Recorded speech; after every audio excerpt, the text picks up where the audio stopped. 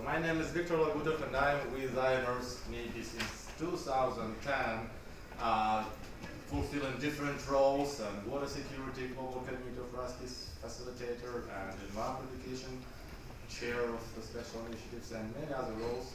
And I'm so happy to see so many familiar faces in the room, all of those who I've seen since then and with whom I had pleasure and honor to work, and so many new faces as well.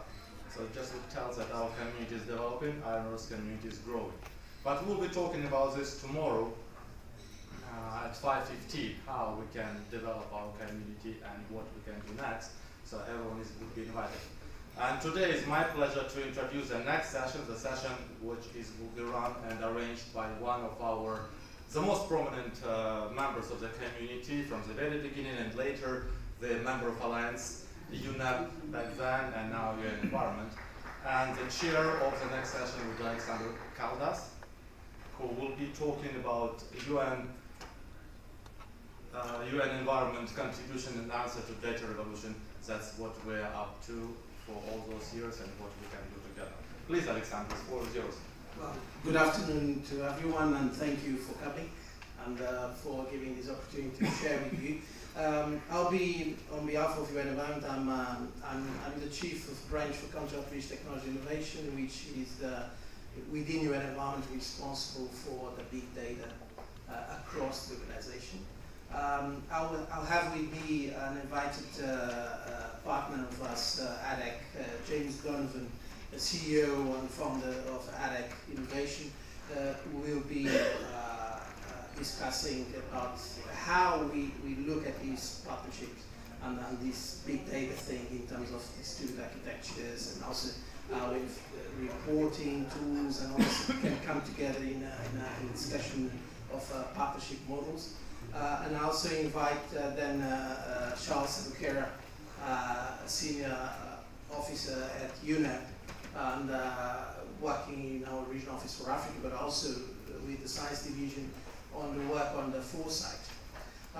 Let me start by sharing with you, it's a great pleasure for us, UN Environment, to take advantage of the UN World Data Forum, as well as the INERT Symposium, to announce the Big Data on the Environment Initiative. And that's what we do today. The Big Data on the Environment Initiative is UN Environment's response to the challenge of the data. Okay? And this is a complex challenge, not only for UN Environment, but overall UN agencies. And we'll try today to discuss, for the first time publicly, our vision and strategy on tackling it. We know for sure, this is the beginning of the journey, not the end of it. We are not launching today a platform. That's not the case. We're launching an initiative, and we'll try to discuss with you today some components of this initiative and how we want to tackle it. We will be announcing the initiative here at the UN World Data Forum and the INERT Symposium. Next month in the UN World Geospatial Information Congress in China. Then in December in China as well, Nanning in the third Belt and Road Conference, and we'll continue to do so until March next year, where early March next year, 9 to 12, where we have the UN Environment General Assembly, where we'll convene the member states, our key stakeholders, the member states, and we'll announce the launch of the initiative to the member states. Because if this can only be successful if we have full participation of the member states on the ground. So let me move further to this. So our vision, and this will not change, is big data on the environment for sustainable development and humanitarian action. So, and this tells a lot what we are going to do and what we are not going to do. Okay? So we're aiming to use the big data on the environment with the aim to support sustainable development and humanitarian action. And that's the bold vision we will nurture along the way and over time. Why we are doing this? What is our context, our challenge that is at stake? By understanding that we have to go back to the overall UN system altogether. It's clear that the availability of quality, accessible, open, timely, and disaggregated data is vital for decision making. And I can tell you it's a big challenge to bring together all those characteristics. Quality, accessible, open, timely, and disaggregated data for decision making. So it's impossible to realize the Sustainable Development Goals and the Agenda 2030 without proper decision making supported in data with those characteristics. That's the key challenge. And this is a challenge across the UN system and across the world, I would be tempted to say, but as responses within the UN system, across the UN system. And it's, those are words from the Secretary General's report 2018 on the achievement of the progress on achievement of the SDGs. We align fully with that vision to provide within UN environment and within the mandate and the remit of UN environment as the key environmental agency of the UN, responsible for policy setting on the environment, as the mandate to keep the environment under review. We are fully aligned with that vision. We committed to have data available for decision making with those characteristics that we have. And that's the purpose of the big data on the environment.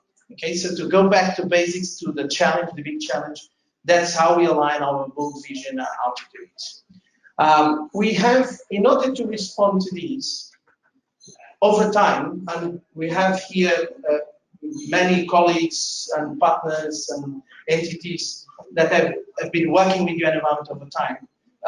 It's not new. Data is not new to UN Environment, and there are a number of initiatives over time on furthering along and exploiting data for UN Environment. So what we want to do now is to have a single entry door, the World Environment Situation Room, from where you will find data on the environmental data. Okay, and that's the World Environment Situation Room. Okay, and doing that, we use essentially two main criteria for the data available in this situation. The data on the environment with more impact on people, and data on the environment with more impact on the ground, the countries. At the very outset of the initiative, we want to select data to be available on the World Situation Room, the one that has more impact on people and more impact on the ground in countries. Okay, so these are the two overall criteria to have it. The second thing is we use data looking at the data as science, so that's quality validated data, assessments, thematic assessments from the Global Environmental Outlook to the Frontiers reports to the thematic assessments on climate, on water, on air quality. We use data, quality data from science, but we have, and Charles will explain that, we want to use data to foresight, to prevent. Our Deputy Secretary General of the UN has clearly put at the very outset the words early warning, providing support to prevention, foresight, scenario building, modeling. That's the most rich, intensive data we can have. So our intention is to provide assessments, looking into the past, but also to try to have a permanent system as much as possible to foresight, to prevent and to build for the future.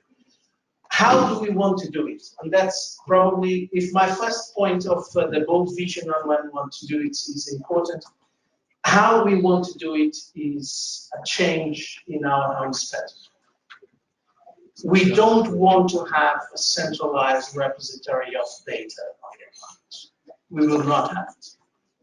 We have to make data available, accessible, and so on and so forth. but we are doing it in a distributed architecture around through partnerships. And I will explain that. That's the most significant decision we have taken, is to build a network of data competence centers around the world that will be our advocates and our validators of the specific data available for specific thematics and topics of the environment. And that's the way we are going to build the World Environment Situation Group, is having a multitude of partners around the world, part members, active members of the situation. Let me, I use this one. I'm glad I have some loud voice. Let me tell you what we found as our first challenge, immediate challenge. When we look at what is environmental data, immediately came to our realization and to our reality. That is different things for different people. We've identified already 7 complementary streams of data.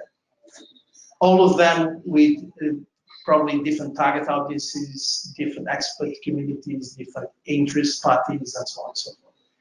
From the data itself, that is valid for a statistical, for a country that has specific geospatial information, Earth observation information, remote sensing on a permanent real-time basis or near real-time basis. That's one stream of data. And for tackling that, definitely we need to have, depending on the region, we need to have data coming from satellites in the China and Asia space, or coming from Sentinel data from Europe, or coming from Landsat data in America. But we have a whole stream of data generated by technology, either coming from satellites or ground base stations. Okay, that's what we call from the real time to the near real time, up to the offline but available repository of data, geospatial information data that needs to be there. Okay, then we have completely different kind of data coming from indicators and statistics on the environment. If we look at the volume, then the velocity, which is these 2 different data types work, they're completely different. SDG data, to give an example, in the last session we had MEA data, or MEA indicators, indicators, moves and changes at a pace completely different from the first stream of data. Okay, the procedures for quality validation of the indicators and the statistics is also completely different. The interest parties are different. The contributors and the authors of the data are different. So we're talking about 2 streams of data on the environment, working at the level of the country, the region, or globally in different ways, in different streams. Okay. Then we have. And I'm very keen to these, and I'm happy that GD and the Environmental Lab demonstrate a keen interest on these. We have a whole repository of research information, scientific journal information on the environment. 25 years ago, I worked on one area that I liked. It's something very simple but very impactful. The best way to contribute for developing countries, for development, is to provide access to scientific information for developing countries. The mere fact that we provide access and use of research and information to developing countries, we are contributing significantly to the development of those countries. And nowadays it's the same. We have the same problem. We are contributing to more than 40 countries, developing countries around the world, providing access and use of scientific information on their environment. Okay, continuing to do so is fundamental. That's a completely different stream of data, but it needs to be there. Okay. Then we have data, which is probably what we have been discussing in the different sessions around the forum here, Iron Earth Symposium, as well as UN Data Forum, which is data supporting global monitoring systems on the environment. And only there I can find immediately for a keen interest, we are launching the initiative in 2 areas, water and air. So monitoring quantity and quality of water is in itself, monitoring systems, environmental monitoring systems for doing that is in itself a world in itself. The same goes for air pollution and monitoring air quality around the world, regions and countries, the same kind of thing. I can find a variety of technologies to do it, from satellite imagery again to ground-based stations. A combination of all these things in the middle. But global monitoring, global environmental monitoring data is wide, is voluminous, is a variety kind of things. And we will start with global environmental monitoring on air, water, land, biota, and oceans. Okay, as it is the commitment of UN Environment. So global environmental monitoring data is another stream. Then we have the data I was referring to as science data, our scientific assessments. I can tell you that the amount of work that across UN Environment, family agencies, all the specialized committees, all the conventions, the amount of continuous data, information, knowledge coming from this area is phenomenal. So we have to make this data available, transparent and usable for different areas. So we have all that stream of data on the thematic assessments. Again, going from the global environmental outlook up to the more specific thematic assessments on one specific area. Okay. Then we have private and citizen data. We want clearly to, from the beginning, to start with, in partnership with citizen science associations, with private partners that allows access and use of environmental data as well. In itself, I give the example of Martin here, a key promoter of citizen science worldwide through the European Science Association, but also in partnership with the association, the Global Consortium. I know how we can use this kind of data. I've challenged Martin and his colleagues to the quality validation of the data. We need to ensure quality validation of that data. But I can tell you, I've seen the impact of having a global mosquito alert system that really monitors almost real time the diseases coming from mosquitoes and spreads of mosquito virus. And how these impacts on at least 2.6 million deaths in the course of 1 year. So we have a direct impact between the lives of people and the monitoring of some situations. We have to ensure quality validation of these systems, but it needs to be there. It's going to evolve over the coming years. And finally, not finally, at least, and not the last but not the least, we have data to be used for foresight. And Charles will provide you a kind of discussion on how we are starting again to use data for foresight, emergency and so on and so forth. So I hope this provides you, who knows in the room what is the definition of big data? One. So we have 3 V's, now many people is adding more V's to the definition of data. So it's volume, variety, and velocity. Everything I've been saying is about volume, immense volume of information. While I'm speaking, satellites are producing data. I'm not using it, but they are producing, generating, and acting data. Volume, it's about velocity. I've spoken about different variety of data streams with different velocities. No one is expecting to change a statistic at the national level on the environment on freshwater systems now, but I'm expecting to receive data from ground-based stations now, and I'm expecting to receive with this velocity data from satellite imagery now. But no one is expecting statistics to change now. Is expecting to change with a different velocity, okay? And variety, I think this provides a sufficient illustration of how we want to tackle the different streams of data, okay, in terms of data on the environment. We start with these, and then we move along, and we perfect the system as this is moving along over time. Let me move to examples, clear demonstrations of what we are doing. Technology. We're using ARIES and the Indicator Reporting Information System as much as possible to help countries, regions, and then the global level to report and to monitor reporting on indicators about the environment. They can use for the other different indicators, but indicators on the environment. We are definitely tackling 26, we are custodians for 26 indicators of the SDGs directly related with the environment. And this is the disaggregation across the different goals.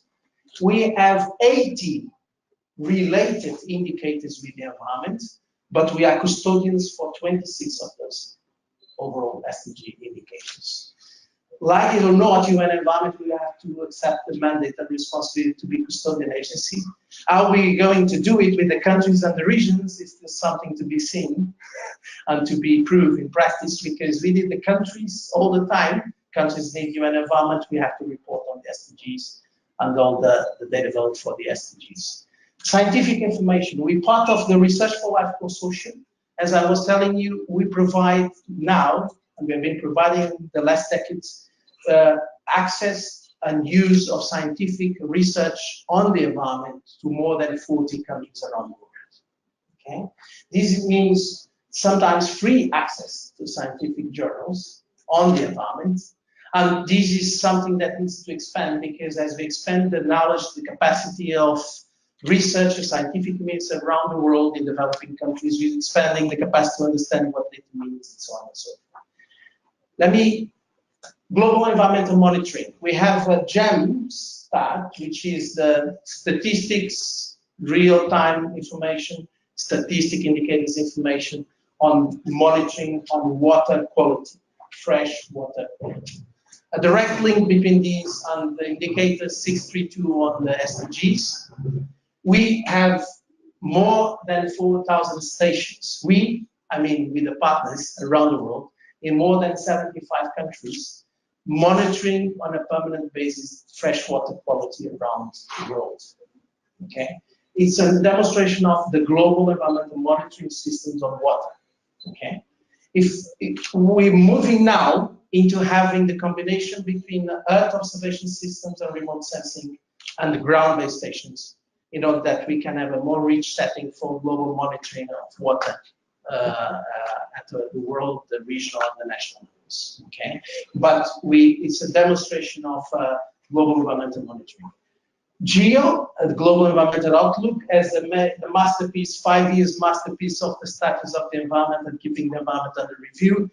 We understood that we need to change the pace we produce GEO, because the world changed faster than the GEO. So the GEO is going to evolve, probably building on the big data in order that we can provide a faster analysis and assessment of the environment. As I was referring, the GEO is a 5 years assessment of the environment, but we are moving into having a more permanent kind of assessments, maths and so on. And it's an illustration of this stream of data.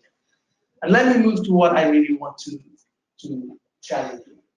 How are we going to do it? It's impossible, what I explained before, to have capacity, scalability to implement these as UN environment. We cannot do it. It's not scalable, not doable, not sustainable.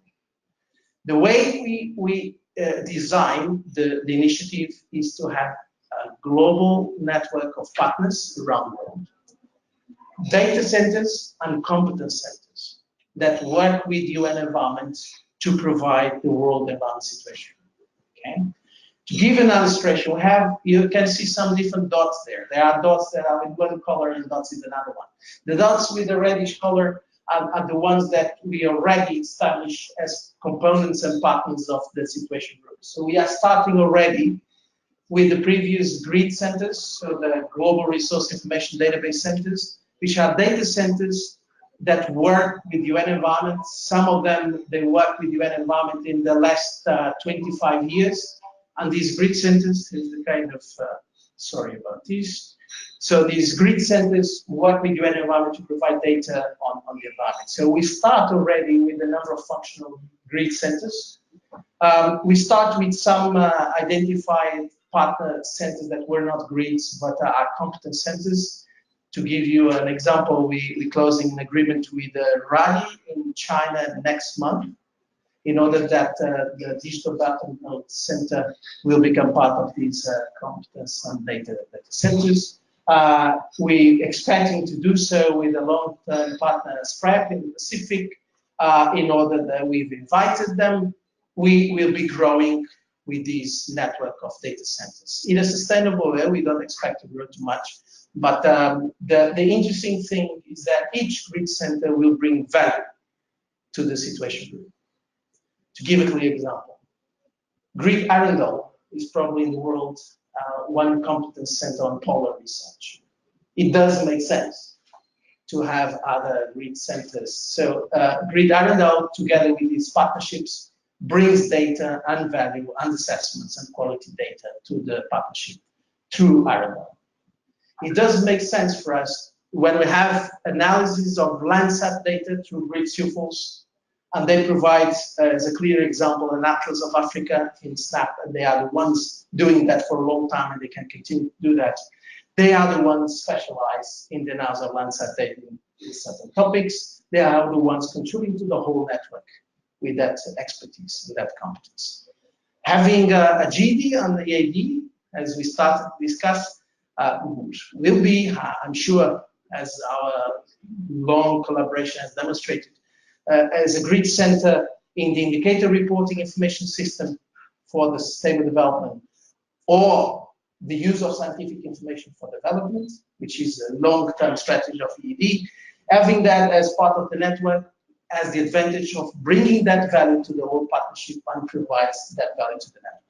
And that's what the answer to the question, what's in it for me? That's the answer to the question, what's in it for me? Each grid center wants to be there because it's providing value to the partnership. And then receives value from the other members of the partnership, okay? That's the way I'm building it. We have a 4 years initial plan, action plan, growing from 10 existing centers. I can tell you we are concluding 2018 at this moment. At the moment of the launch of the initiative, with already 10 core founders, members, okay? And we want to have 20, 2019, 30, and then 40, 2021. Okay, so that's the action plan for building this partnership and the World Environment Situation Group. As we're having more grid centers, we're having more competence, more value, more data, quality data, verified data to the whole system. And I will not speak about this because I will give the word to Charles to explain a bit.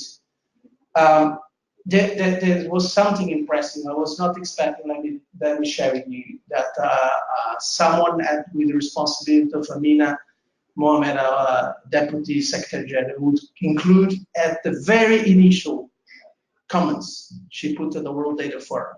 It's all about having capacity to early warning and to prevent.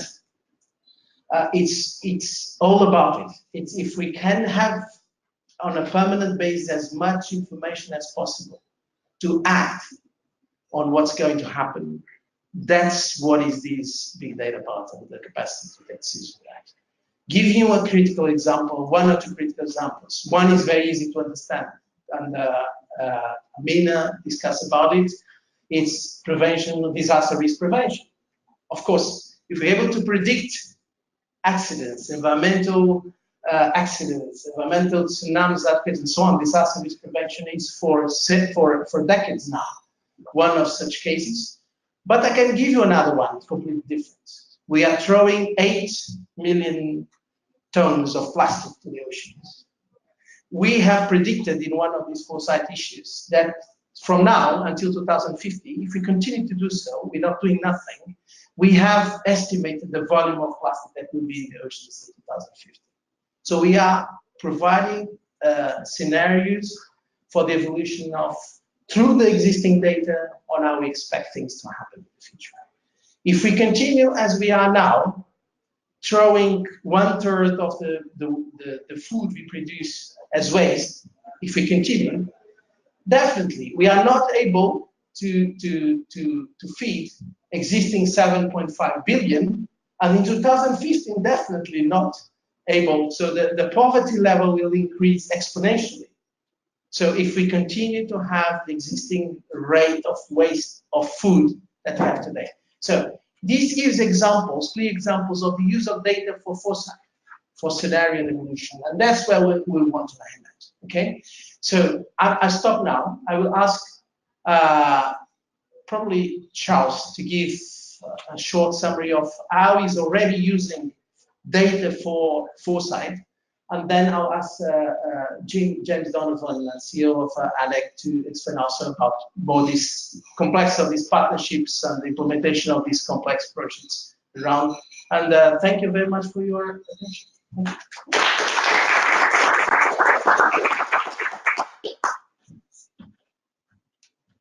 Thank you very much, Alex. Basically, the briefs are bringing science or policy. Like I told you yesterday, policymakers are in a hurry to get information. I don't know how many of you have ever shared a list with one of your bosses you have been really wanting to talk to about the subject.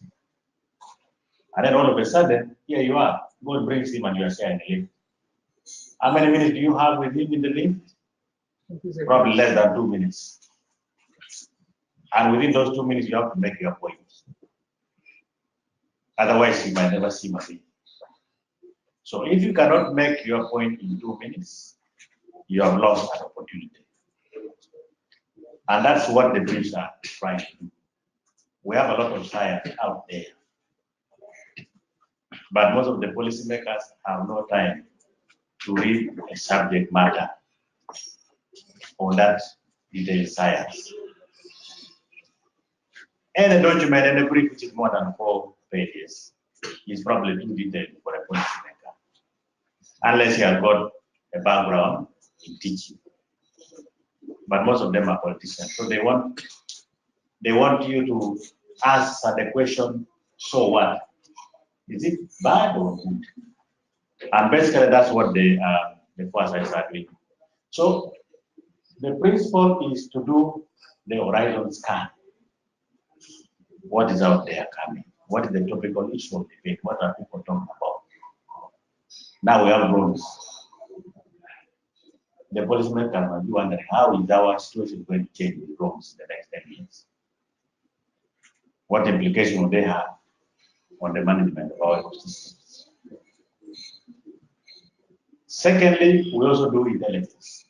Intelligence is not only for people in security. Actually, there's a lot of intelligence involved in the environmental field.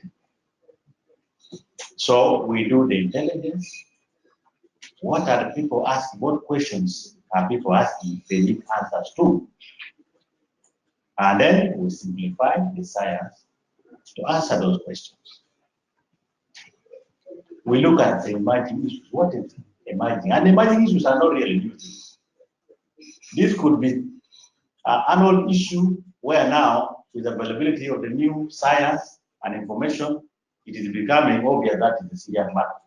Just like marine plastics. Marine plastics have been in the water for a very long time. But now with available science and technology, we have realized that it's a very serious matter which needs specific attention. So we bring it up front in a very simplified way. And the principle is basically make it as visual as possible, simplify the science. Okay, that is an example of how the brief actually looks like. They are normally not more than 4 pages. And our main clientele is the policymakers at both global, regional, and even national level. So it is to simplify the science for policy and strengthen the interface between science and policy. That's as simple as that. And we are harvesting the information and the science from big data. So we have a very huge opportunity of putting as much information as possible, but it has to be very free, and it has to be very visual, and it has to be relevant. It has to be on a subject matter. What are the policymakers seeking answers to? Okay, they have been the subject of microplastics. Most of the policymakers are asking, is it bad? Because if so, microplastics are bad, he wants you to explain what is the problem with microplastics. and where are the microplastics. Because sometimes they might think, oh, maybe it is in the computers or something very complicated, but simplify it in that even the Colgate which you are using in the bathroom actually has microplastics. And after brushing your teeth, you will probably eat it through the fish. As simple as that. And then the policymaker will get concerned. You go to the salon, you do a body scrub, you wash it down the sink, and the microplastic will come back. Maybe through the fish again. So you simplify science into real life situations. And then somebody is able to relate that, oh, these simple things we're doing are actually causing us harm. Don't say it's causing environment harm. You say, okay, it's causing environment. Probably it is out there. The environment is out there. But it is causing human being harm. Then people sit up and say, it's a serious harm. And then, of course, in the horizon scan, there are certain things which happen somewhere, which are completely off the screen of the radar of most of the decision makers. Until you bring, for example, time series images. You look at, for example, the disappearance of the Harrow Sea, okay, over years. All of a sudden, an inland sea, which was, I don't know, several hundreds of thousands of square kilometers, is reduced to 10,000. And most people have not been wondering, even when you live near the Harrow Sea, it will take you time to realize that, oh, things have been changing. Until when you see the ships which used to actually dock on the Harrow Sea are now 60 kilometers away from the actual sea. And they tell you actually the sea was right here several years ago. Now it is 60 kilometers away. Somebody last saw, is it bad? You start describing the implication on the livelihood of people who used to depend on that sea. Same with Pagubin, a lake in the middle of Africa, which was several kilometers, and it is ranked to 2,500 from 25,000 square kilometers. 250,000 lives, livelihoods were wiped out. Where are these people now?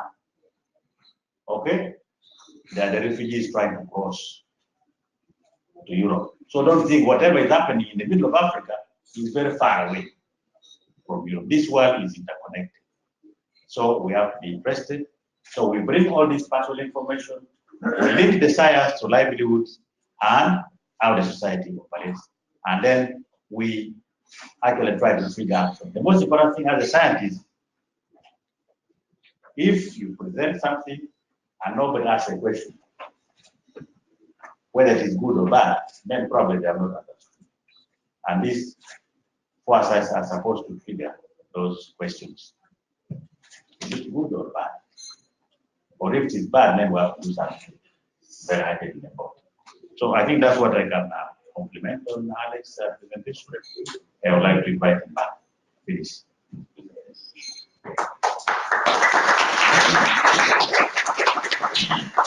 We give the floor to James Donovan, CEO and founder of ADEC Innovations. Thank you. Thank you, Alex. Good afternoon, everyone. No technology issue here. This might need some help. Yes. Okay, while they're working that out, good afternoon. I'd like to be able to sort of take this in a little bit of a different direction. I appreciate the introduction, Alex, but what is ADEC? What is a serial entrepreneur really doing here? I'd like to tell you a little bit about my journey. Started in data about 20 plus years ago, and two people grew a fair business up to about, today it's about 5,000 people in operating in 12 countries. This is not a commercial, but about 10 years ago, we saw the opportunity to, how could we use data to help people provide better decisioning? And very frankly, we thought it saves money, it's the right thing to do, all of these different aspects. And we started down the journey of providing sustainable services.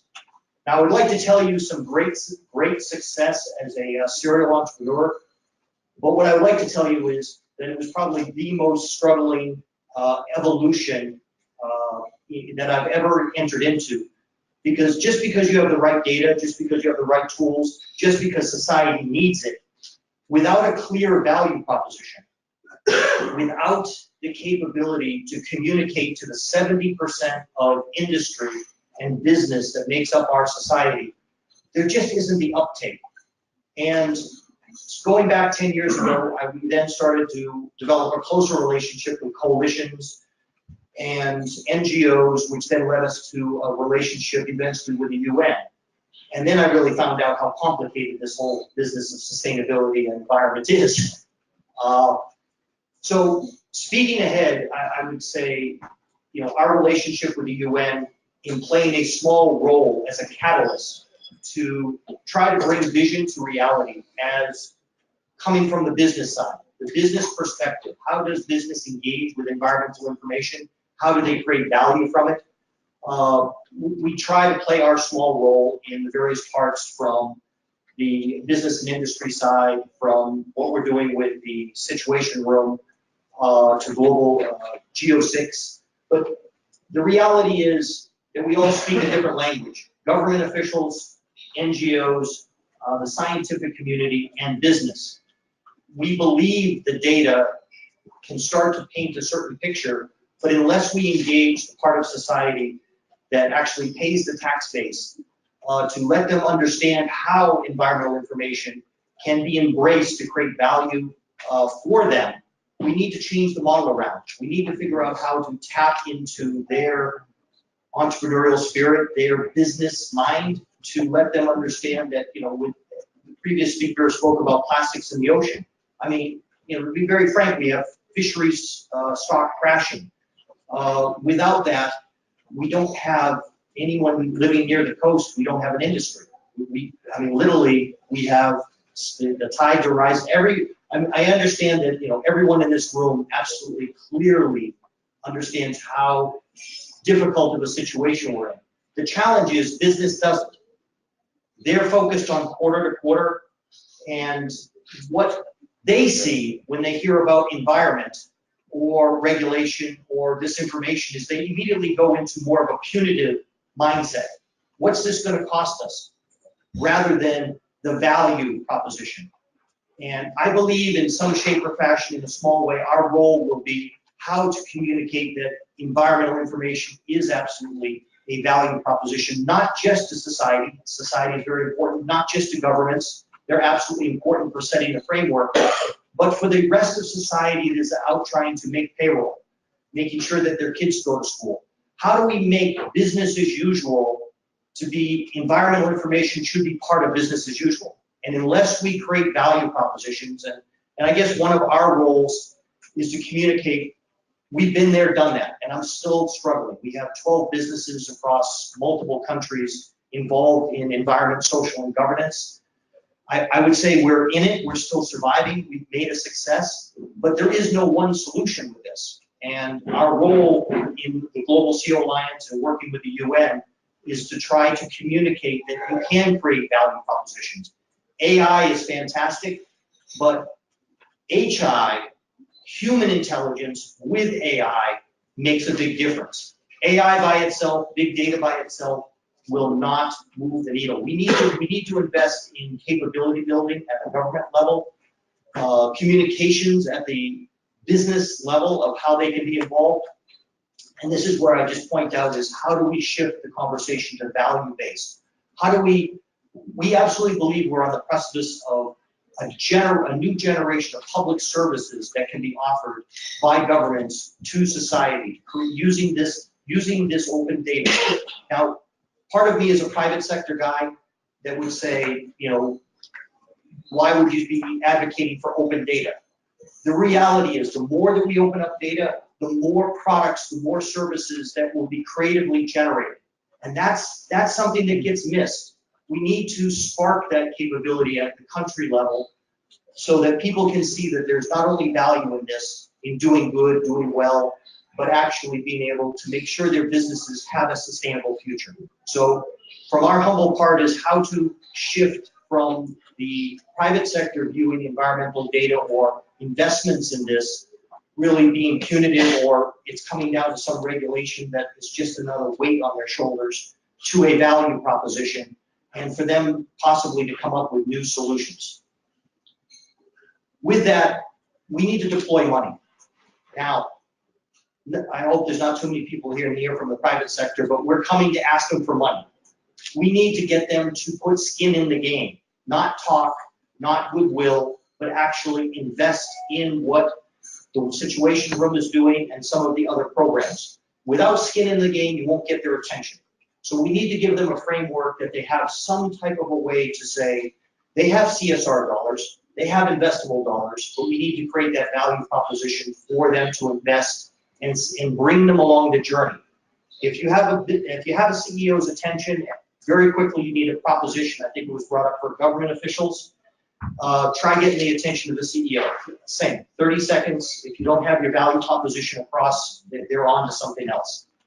We need to create this capability for the private sector to partner with ease and accreditation with the UN, with the Situation Room, to get skin in the game.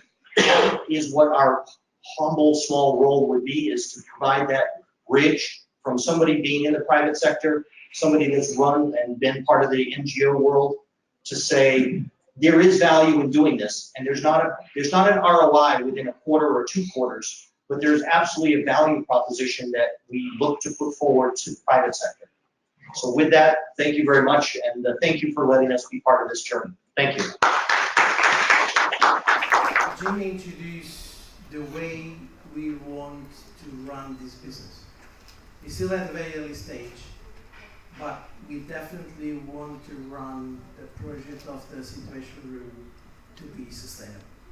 We don't want to run it in the traditional financing model of the UN. We want to really think hard how we can bring value.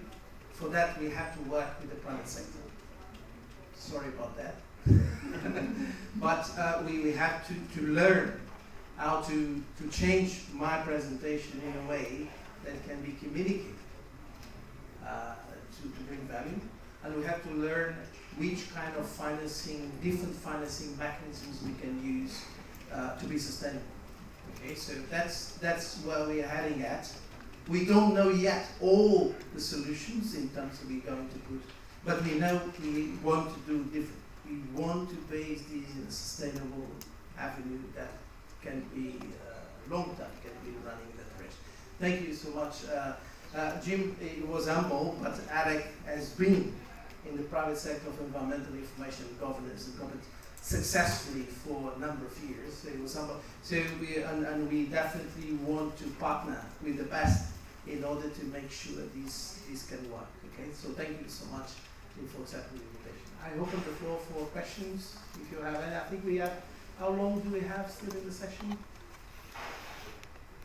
So, until 45. Okay. We have some time left. Please, Maria. My name is Maria Ivanova, University of Massachusetts in Boston.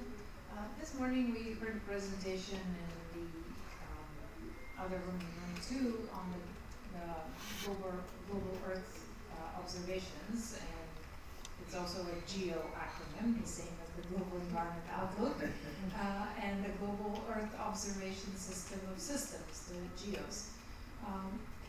How is the World Environment Situation Room different from the Global Earth Observations and the Global Earth Observation System of Systems, with all of the centers that you showed?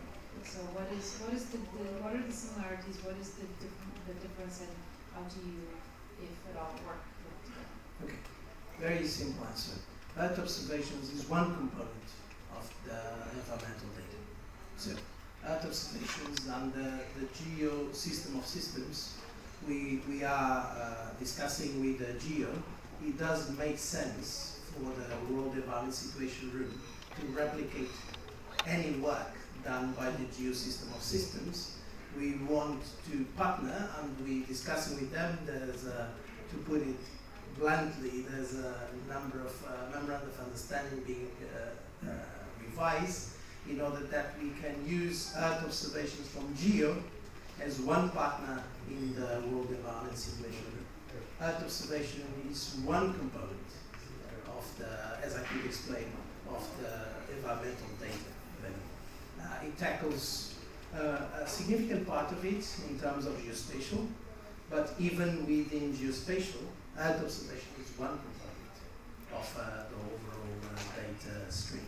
Okay, so we have, as I could explain, a number of other components, going from remote sensing, ground-based stations.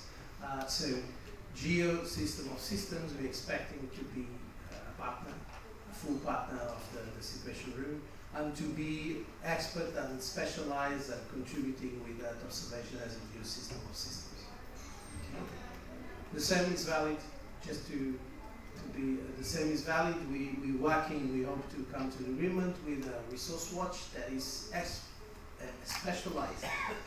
It has much more competence that we can ever have in terms of deforestation, to give just one example, in terms of climate models, to give another example.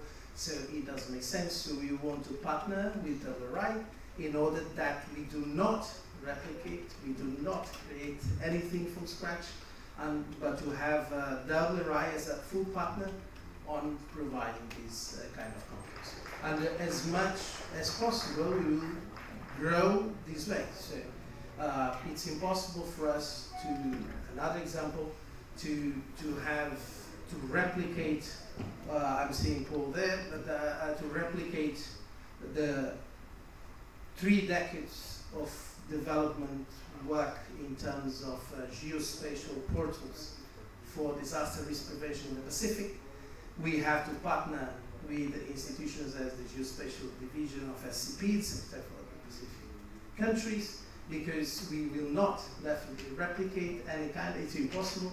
We will as much use as a partner, full responsibility for the management and the accreditation of quality data from the disaster risk data coming from the Pacific. I think this gives an idea of how we think this can work. It will be always impossible to have better information than the ones that are more experts in developing. If, of course, this will also give the opportunity for the World Situation Room to benefit from what is already there that is much better than we can produce. Geo system of systems, there's already a fantastic open data policy and architecture, so we can benefit from using that in order that we can use it from the beginning, in order that we can share it with countries and so on and so forth. Is that okay? Martin? Russell, please. Yeah, Martin Broadhurst from the Citizen Science Global Partnership and also the European Citizen Science Association. I think we're seeing with the Citizen Science programs the very hard overlap between environmental data and health data.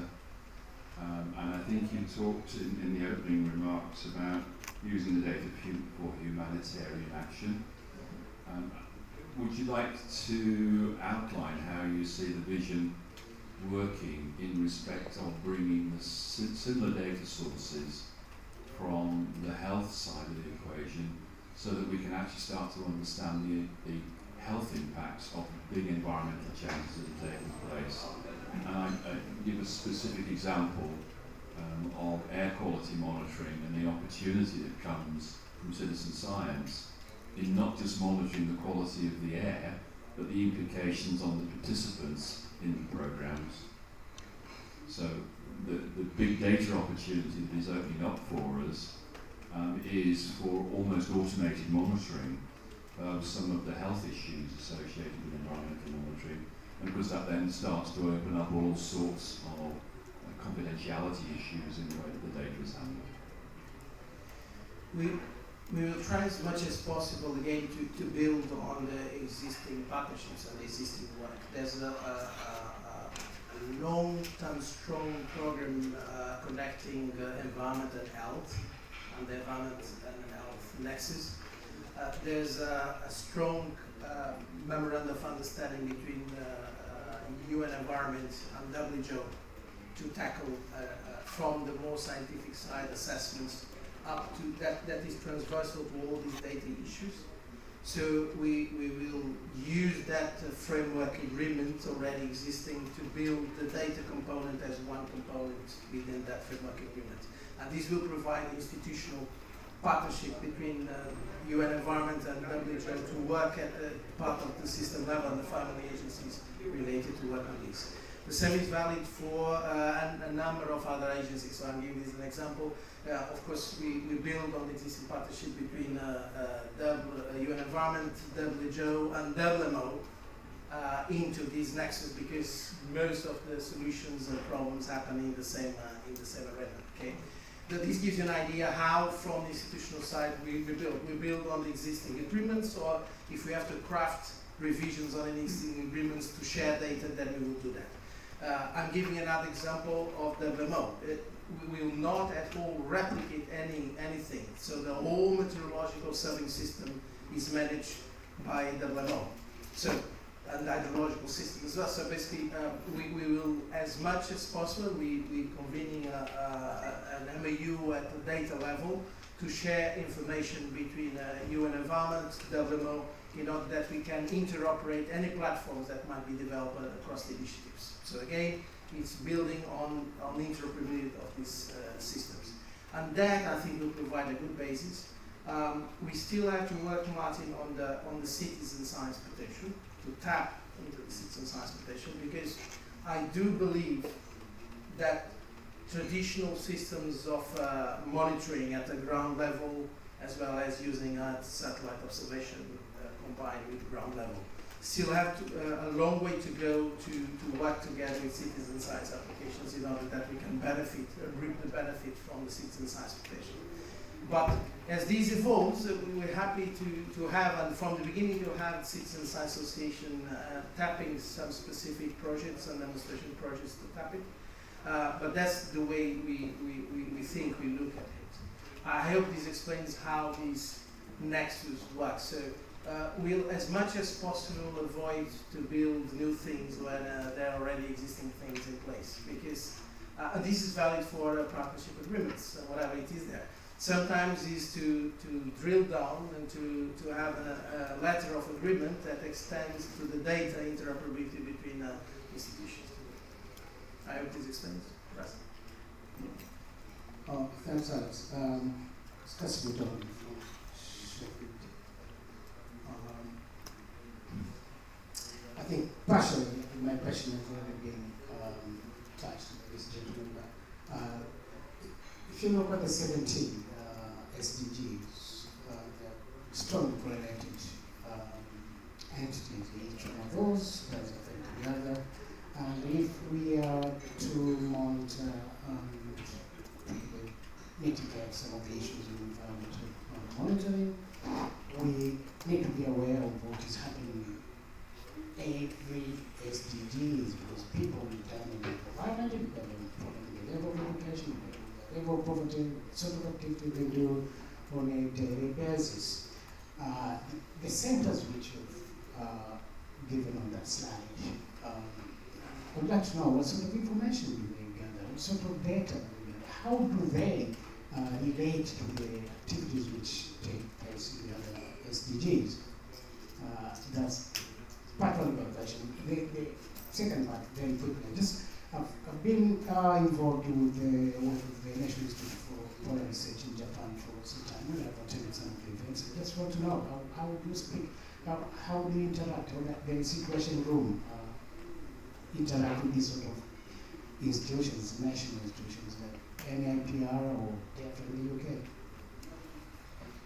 It's a good and very complex question. So to put it clearly, I think the whole framework of the Agenda 2030 and SDGs was put forward as a complete or a systemic framework, where each one of the 17 goals contributes to the overall and to the system.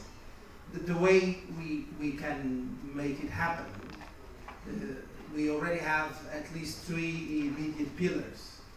So the environmental, the social, and the economic pillar. Okay. and the way I phrase it is we're tackling 26 indicators on the environmental pillar to make it happen. But we know that when we're tackling one indicator, we're tackling many other indicators. It's not going to be an easy task. We're available to work and monitor as much as possible with different institutions. So to give an example, we're still solving the complexity on how the work we can do on the environmental pillar can be immediately related with the overall platform of the UN Statistical Division work on the SDGs.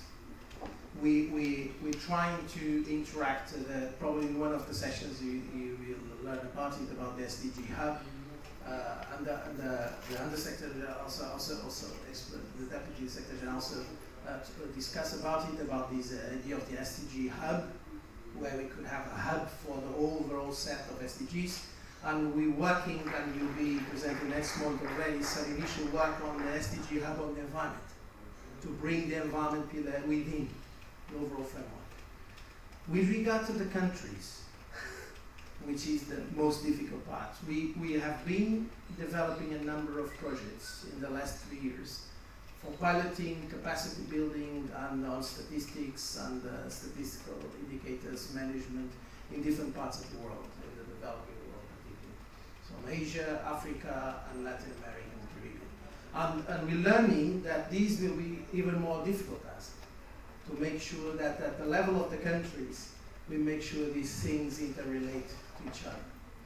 The answer to the question on the centers around the world, we open definitely to have competent centers around the world that can help to sort out this complexity of these questions. So the partners that we can partner with that can provide capacity in the different parts of the world. So the answer is yes, so we open to have partnerships around the world. We identify, we start, as I was saying, we start with already existing partnerships that we can build on. But these also will change, and I'm looking at Jim again, because as we build our proposition and value proposition, we learn a lot about these things. So this is a complex program. We have in 2020 a revision of the overall framework of SDGs, let's not forget about it.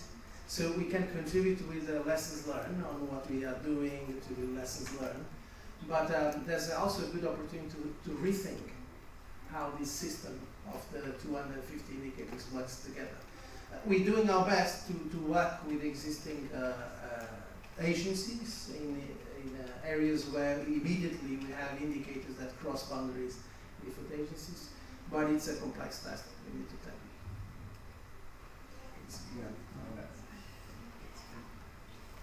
Sorry. Can you jump in the third row? It's okay. I'm Azim from the World Health Organization. Just to add a couple of more details about the linkage between the health and environment. Thanks for bringing the memorandum of understanding between WHO and UNEP, which was signed recently a couple of months ago. On 30th of October, they will be announcing the coalition between UNEP, WHO, and WMO to address air quality and health. WHO for the last 6 or 7 years do health impact assessment of 3 main pollutants: air pollution, lack of access to water and sanitation, and to toxic chemicals.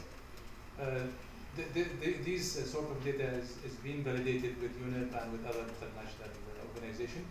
Hopefully, a lot of resources are being used, for instance, to map the air quality, be it satellites, ground-based stations, chemical models. Citizen science would be one of the resources, of course, after validating the quality of. Just to add what you said. Thank you so much. It's really helpful and illustrates in detail.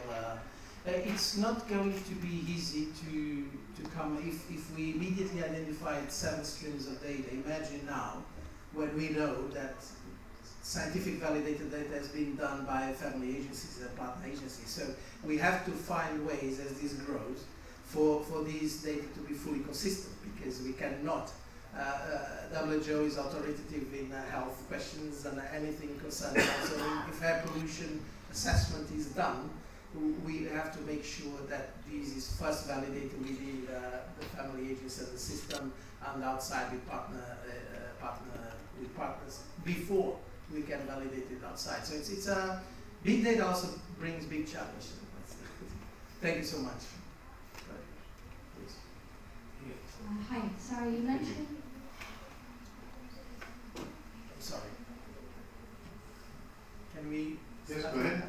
I'm Costa Storicus. I'm an old time supporter of Iron Earth from George Washington University, and also a City Builders board member.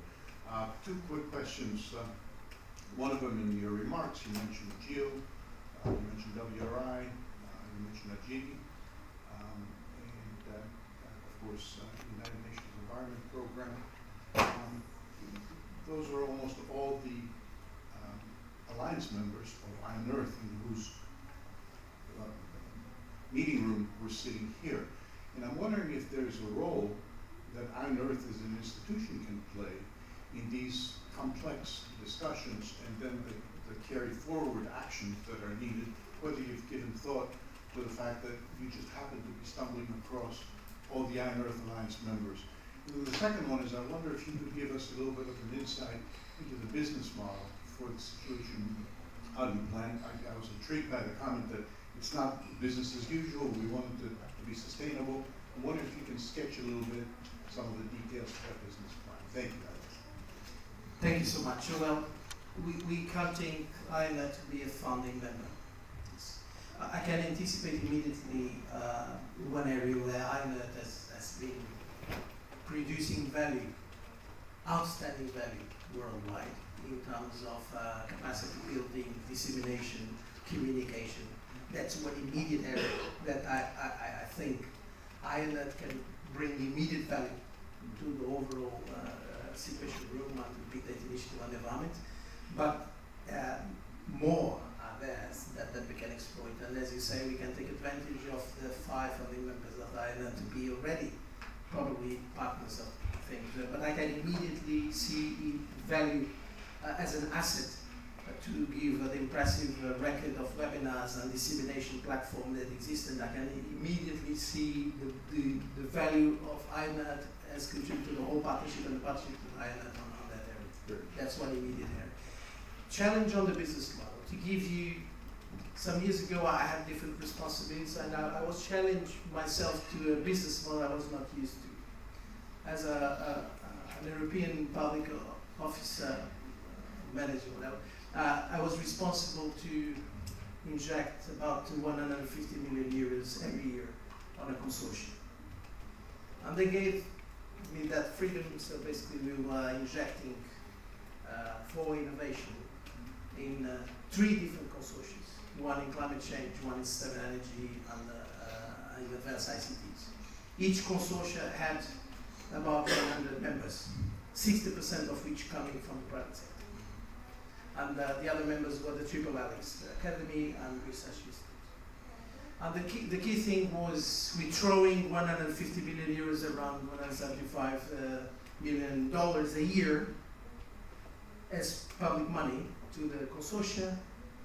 What are we going to get from it? And the model was around the following. That money, which is roughly 50 million for each consortium, could only be 25% maximum of the business generated by the consortium in that year. And that means that each 50 million that I put in the climate change consortium 1 year was generating 200 million of value. So it was 50 million for public funds, 25%, and the other 75%, 150 million, was coming from the business model of the consortium. What this triggered was an immediate leverage effect of public funds of 3 times more. Is that clear for everyone? Otherwise I'll explain. I won't say names, so the public institution was injecting 50 million on climate change consortia, but the consortia in that year was generating 200 million. 75% from all the other partners involved in the consortium.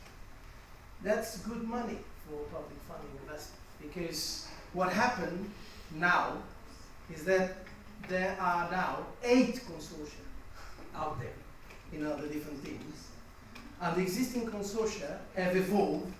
I'm being honest, I don't know the value that is in each one consortium. But I know the value that the institution is funding. It's funding for each consortium more than 200 million a year already. And this was about 4 years ago. So, which means 200 million put in each public funds in each consortium is generating 3 times more. I would love to have something like that here, but that's where. And James, please. So if I could add one more thought to it, I absolutely believe that thank you. I believe we're undervaluing the data that is out there. I mean, whether the sister agencies, as a former banker and now an environmental guy for my past sins, follow the money. Every dollar that is spent, or every $1 million that's spent in a green bond, goes into some type of a long-term investment that at a minimum will be needing to be monitored for 10 to, let's say, 25 years. All of that monitoring, doesn't have the wow factor of building the project initially where you spend $500 million, but you have a monitoring essence to that to comply with the covenants of the bond that go on for 10, 15, 20 years. All of the data that we are eventually picking up here has value in the ecosystem of finance. So we need to start to, small opinion, one person's opinion, create value propositions that plug into other parts of society, showing that this data has long-term value, and charge a reasonable fee for it. Because they absolutely need to comply with raising X amount of green bonds. And if anybody even follows that market, it has been on a tear for the last 5 years. Green bonds are just doubling every year. The definition of green bonds, it still needs to be refined a bit, but they absolutely have an environmental part to whether it is a replanting of trees or any aspect of any infrastructure project needs to be monitored. I think that the UN and its sister agencies can do a better job of creating a value proposition for its data to spin back into the financial industries. My 2 cents, in addition to corporate finance effectively. Thank you. Yeah. Would you permit Please. We still have time for almost 5 minutes? Just a quick comment, if I could. This is great. Leveraging public investment, creating private co-investment, and then having a bigger impact is all spectacular. Just a warning that as you develop business models, the partners that readily make available the value that the financing goes for will have to somehow be listened to and brought into the equation. Because it's not easy to simply set up something and then run away with the money, as it were. Because then I'll stop giving you my data, which I was doing it earnestly. So it gets complicated, and I've had some experience in the United States running systems like that, where public financing co-invested with private had to then be somehow returned back to the public in a sense. And the way you do that, the way you set up expectations, the way you set up the equations, is vital to the success of the endeavor. So I wish you well, but be careful. Thank you so much. Fantastic. Any more questions? I'm sorry, I stepped into the Oh, session sorry. when you I'm already really sorry. started, so Yes, I'm not sure that if you is. answered this question already. You mentioned that you're looking through opening up different centers. I was wondering if you're having that discussion with the UAE or Dubai? Yes. So we open and we very much already discussed part of it, but we continue to discuss even the long-term collaboration we have already with UAE, particularly the Valley of Abu Dhabi, but also GD.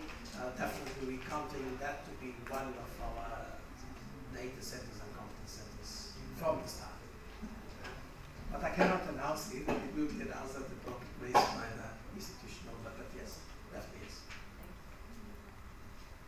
Martin, one last question? then we hope to continue to do so. Thanks, Alex. I think in that discussion on finance, it's worth interjecting. We're having the same discussion in relation to citizen science and citizen science global programs, because we are realizing the enormous value that citizen science data has in the commercial world. If you start to involve very large numbers of people in the way that you acquire data, and the aspiration we're talking about is to involve up to 1 billion people across the planet in citizen science data. And once you start to do that, there are any number of commercial areas that have value-added chains associated with them. So one of the things we'll need to do, I think, is to talk through how that all relates to the new centre that you're opening, so that there is some value that comes back to the participants who deliver those enormous volumes of data that will have added value on for the facility that you're building as well. So it needs to be a two-way process in the discussion with business. Yes, fantastic. It's definitely that. We have a long way to go in that regard, because it's not easy. Probably we will have to have different alternative business models as well, or as part of the business model, different components of it.